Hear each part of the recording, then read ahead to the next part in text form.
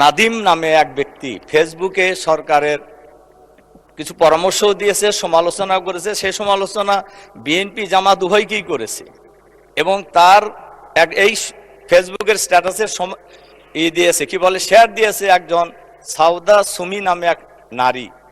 এরপরে পুলিশ তাকে গ্রেপ্তার করেছে এবং বলা হয়েছে উপরের নির্দেশে তাকে গ্রেপ্তার করা হলো এবং মামলাও দেওয়া হয়েছে এবং উপরের নির্দেশে মামলা দিয়ে গ্রেপ্তার করা হলো।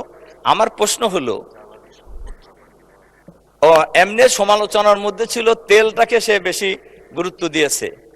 তো আমার প্রশ্ন হলো, উপরের নির্দেশ বলতে কাকে ওনারা বুঝিয়েছেন এটা আমি জানতে চাই। এই গ্রেপ্তারের মধ্য দিয়ে ফ্যাসিবাদী সরকারের পূর্বাভাস পাওয়া যায়, অথচ এই সরকার তো গণতান্ত্রিক সরকার, কাজে মানুষ কি কথা বলতে পারবে না? এজন্য আমি মাননীয় স্পিকারের মাধ্যমে এই বিষয়ে আমি সবার কাছে দৃষ্টি আকর্ষণ করছি।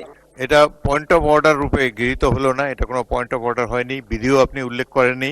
তবুও যেহেতু আপনি বিষয়টি বলেছেন, আমাকে বিরোধী দলীয় নেতা এই বিষয়ে আমার সাথে যোগাযোগ করেছেন, এই সমস্যাটি সমাধান করার জন্য চেষ্টা করেছি। এইভাবে আলটিমেটাম সংসদে বসে বাইরে রাজপথে যেটা দেওয়া যায় সংসদে এটা দেওয়া তো সম্ভব নয়, এবং বিধি অনুসারে আপনি প্রয়োজন হলে প্রস্তাব আকারে নিয়ে আসবেন।